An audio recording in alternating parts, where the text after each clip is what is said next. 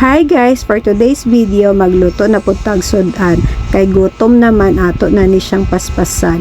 First atong ipil ning atong garlic, peel and crush ni siya ha, and then ato nang i-mince. O diba dali ra kaayo murag chulala. And then next na nato ning onion kay partners in crime man ni sila. O i-mince gihapon nato na.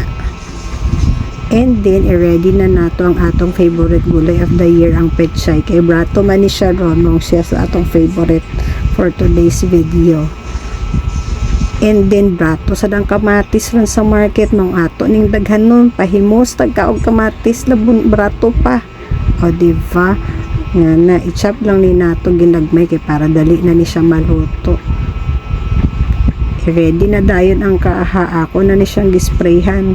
Kanya gisprayhan po na ako ning karne kay para minimal lang ang oil ba. O diba, pa minimal pang nalalaman si ante. So mo na ni guys, pag maprito-prito na gamay ning atong karne, maggisa na tayo ng bawang and sibuyas. Nga na lang kasimple guys. Onya, isunod na nato ng tomatoes. Kinahanglan maluto na sila together. O diba, ana na sila sibog-sibog lang tagagmay kay para even ang atong pagkaluto ba. And then pag naluto na sila, i-combine na para ang flavor mag-join forces. And then butangan na to water plus pork cubes, and then pag maluto na sila, butang na nato ning atong pechay.